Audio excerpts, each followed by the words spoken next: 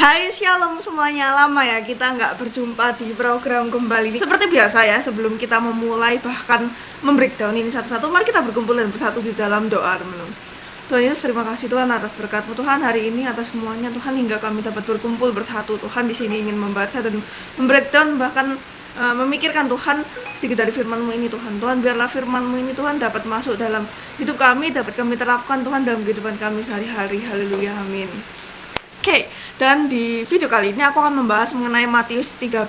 Dan kayak perikop ini tuh keren banget ya, karena banyak banget di perikop di Matius atau 5 kitab ini tuh membahas mengenai ini perumpamaan. Dan jujur tuh ya guys, aku tuh paling suka banget pakai perumpamaan karena kayak lebih relate gitu nggak sih, lebih masuk ke otak gitu. Nah, perumpamaan yang ada di pasal ini itu teman-teman membahas dan menceritakan hal-hal mengenai kerajaan surga. Juga tentang apa yang terjadi akibat pemberitahuan Injil di akhir zaman. Serem banget ya dengerinnya, seriusan. Dan aku mau kasih tahu teman-teman, ada 3 poin teman-teman di perumpamaan itu. Kenapa kok harus ada perumpamaan, kenapa kok harus pakai perumpamaan gitu. Yang pertama, Yesus mau bilang kalau di kerajaan yang kelihatan itu pasti ada yang baik sama yang jahat. Nah, kalau teman-teman kalau kalian tahu mungkin pasti ada yin dan yang gitu. Nah, kan sudah pasti tahu kan yang kayak gitu. Dan itu wajar sih ya teman-teman, karena kita akan terpengaruh gitu loh. Sama kayak aku bilang, kita itu hidup dalam kedagingan. Pasti kita tuh tetap hidup dalam dosa. Kita tuh akan sesekali atau secara tidak sengaja tuh berdosa, dan itu menurutku wajar banget gitu loh. Dan orang tuh akan melakukan segala sesuatu untuk mewujudkan sesuatu itu teman-teman. Dan diantaranya tuh ada orang yang ngakunya itu sebagai Tuhan, namun ternyata ia jatuh dalam hal keduniawian, lalu murtad. Nah, ini poinnya teman-teman. Namun juga ada orang yang setia sama Tuhan, yang melakukan segala yang Tuhan inginkan, yang taat sama perintah Tuhan, dan melakukan apa yang menjadi kehendak, yang apa menjadi keinginan Tuhan, namun dan akhirnya kan hidup kekal gitu. Dan disinilah teman-teman, orang fasik itu akan binasa dan orang benar akan selalu hidup dalam kebenaran, dan orang benar akan hidup dalam bersinar terang. Yang kedua tuh, Tuhan Yesus juga mau bilang teman-teman ke pengikutnya yang sejati, ke kita murid-muridnya itu, biar kita itu nggak kaget gitu tentang kejahatan yang akan terjadi di sekitar. Dan Tuhan Yesus tuh juga ngajarin kita cara bagaimana kita tuh mengalahkan, dan cara agar kita tuh nggak terpengaruh sama iblis dengan tipu muslihatnya iblis gitu, yaitu dengan menyerahkan semuanya ke dalam tangan Tuhan yang berpusat pada kebenaran yang terdapat di Matius 13 ayat 43. Dan yang nomor 3, perumpamaan yang diberikan sama Tuhan itu teman-teman biasanya itu terjadi dalam kehidupan kita sehari-hari. Jadi kayak bisa lebih relate gitu loh. Jadi aku kayak jujur lebih suka pakai perumpamaan sih, untuk menggambarkan kebenaran rohani tertentu gitu.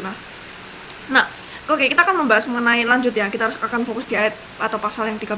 Di perumpamaan yang pertama ini ya kan, di pasal perikop ini kalian sudah tahu lah ya mengenai orang yang menabur di tempat yang kering, berbatu di tanah, di semak duri. Dan jujur pas aku coba baca ini juga ya, pas dulu bahkan pas bikin ini gitu, aku tuh juga langsung kena mental gitu loh. Kena mental ya tuh bahasanya. Karena tuh teman-teman banyak banget dari kita itu yang sering kali teman-teman menabur di tempat yang salah. Sering kali ibaratnya kita tuh masuk ke cara yang salah, nggak mau coba cari yang lain, mencoba cara yang lebih bagus, atau ibaratnya mencoba yang lebih ilegal gitu dan sebagainya macam. Legal gitu kan. Dan akhirnya kita terpaksa dan terjerumus ke lubang yang salah gitu. Dan kalau kalian lihat teman-teman, setelah Yesus membahas mengenai perumpamaan ini, menariknya ada seorang muridnya yang bertanya, kenapa kok engkau seringkali berceramah, berkhotbah dengan menggunakan perumpamaan? Nah, ini mungkin juga menjadi pertanyaan kita gitu ya teman-teman. Dan di ayat yang ke-11 dan 12, wah aku kaget banget asli dengan jawaban Tuhan Yesus itu. Aku kaget, itu kena mental beneran gitu loh. Lihat nih, yang aku akan bacainnya. Yesus berkata, itulah sebabnya aku berkata-kata dalam perumpamaan kepada mereka, karena sekalipun mereka melihat, mereka tidak melihat. Dan sekalipun mereka mendengar, mereka tidak mendengar dan tidak mengerti. Ngerti nggak sih pas kita cuma baca ini doang? Ngerti ya? Kebayang nggak sih, maksudnya paham kan? Dan tuh dimana Tuhan Yesus tuh berkata, di perumpamaan itu, biji yang nabur di tempat yang kering, di tempat yang berbatu dan di tanah, dan di semak duri juga, itu nggak akan bertumbuh lebat dan nggak akan bertumbuh besar gitu loh teman-teman. Dan yang bertumbuh besar itu mereka atau orang yang menabur di tempat pupuk gitu ya, tempat yang subur gitu. Jadi yang di ayat 13 dia walaupun mereka nabur, walaupun mereka lihat, mereka tuh mereka mendengarkan Injil, memperlakukan Injil itu dengan segala macamnya gitu, mereka nggak akan berkembang, mereka nggak akan bertumbuh, mereka nggak akan berbuah gitu, karena ya mereka nggak menabur di tempat yang baik gitu teman-teman. Jadi kayak aku jujur lebih refleksi diri sendiri gitu, apakah aku sudah nabur di tempat yang baik, atau diriku apakah aku juga sudah berbuah gitu. Oke, lanjut, kita akan membahas mengenai lalang di gandum. Jadi cerita perumpamaan ini, gandum itu ditabur, diurus sama orang yang baik, dan sama penabur yang baik itu dia itu tiba-tiba tuh kayak menjaganya tidur gitu pas malam-malam gitu. Nah tiba-tiba teman-teman, musuh itu menyebarkan lalang di gandum tersebut dan pergi. Kelihatan kan maksudnya gimana? Kalian udah kebayang kan ceritanya? Dan perumpamaan tentang gandum dan lalang ini menekankan bahwa iblis akan menabur di samping mereka yang menaburkan firman Tuhan. Lalang itu kayak mengibaratkan dunia, dan benih yang baik itu melambangkan orang yang percaya pada kerajaan Allah. Nah, paham ya sama perumpamaan ini ya? Inilah akan terjadi mungkin teman-teman dalam hidup kita, saat kita percayakan semuanya ke dalam tangan Tuhan, saat kita tuh udah percaya dan menyerahkan semuanya ke dalam tangan Tuhan. Ada satu fase di mana kita tuh tidur, kita tuh mengeraskan diri kita dan tidak mengizinkan Tuhan masuk berperang dalam hidup kita. Lalu iblis mengambil alih kita. Dia menaruh lalang di hidup kita, dia menaruh lalang di gandum yang kita punya. Dan di sini kita diajarkan teman-teman untuk selalu berhati-hati dan terus berjaga-jaga. Saat kita diliciki, saat kita tuh dijaga, saat itu kita dijahati sama iblis. Jadi kita nggak boleh kalah. Dan di perumpamaan ini juga teman-teman terlihat jelas mengapa kok Tuhan Yesus tuh diem di saat ada lalang yang menempel pada diri atau orang bahkan hidup kita itu. Kenapa gitu? Coba kita simak ya teman-teman di ayat yang ke-28 sampai 30. Yang berbunyi, jawab Tuhan itu, seorang musuh yang melakukannya. Lalu berkatalah hamba-hamba itu kepadanya, jadi maukah Tuhan supaya kami mencabut lalang itu? Tetapi ia berkata, jangan, sebab mungkin gandum itu ikut tercabut pada waktu yang kamu mencabut lalang tersebut. Biarkanlah mereka duanya itu bertumbuh bersama sampai waktu menuai. Pada waktu itu akan berkata kepada penuai, kumpullah dahulu lalang itu dan ikatlah berkas-berkas untuk dibakar, kemudian kumpulkanlah gandum itu di lumbungku.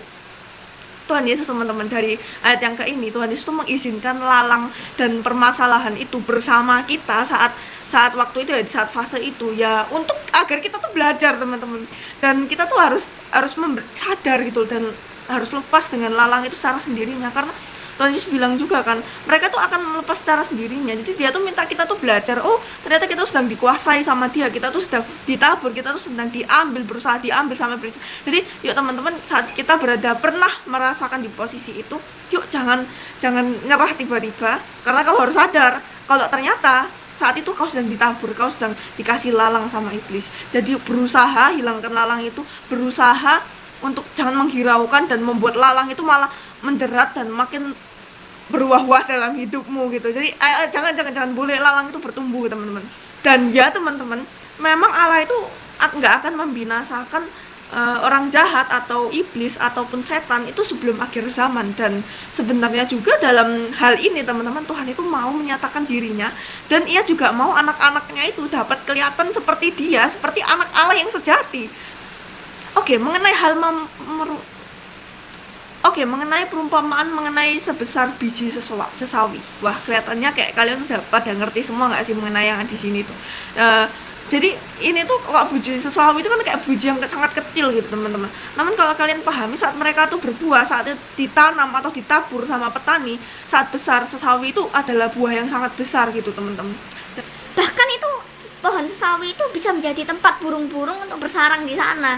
Gila nggak sih, biji yang kecil bisa membuat atau bisa menopang, bisa membantu burung yang bersarang di sana. Gila, sumpah dah. Oke teman-teman, di perikop yang selanjutnya ternyata murid-muridnya Yesus ini tuh masih belum paham gitu mengenai perumpamaan di lalang yang tadi aku bilang ya. Dan mereka tuh tanya sama Tuhan Yesus, apa sih artinya gitu.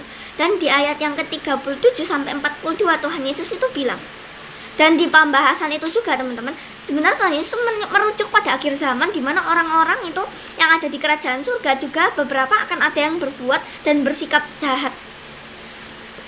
Jadi itu menurutku wajar banget sih. Oke, kita lanjut. Dan benar banyak ya perumpamaan ini, gila sumpah dah. Dan oke, kita lanjut ya mengenai harta dan mutiara. Asik. Jujur ini kayak lebih masuk banget jujur di otakku gitu. Kenapa Tuhan Yesus Tuhan itu bilang teman-teman di perikop ini, orang yang sejati, orang yang ikut Tuhan dengan gila-gilaan, atau anak Tuhan yang sejati, anak Allah, itu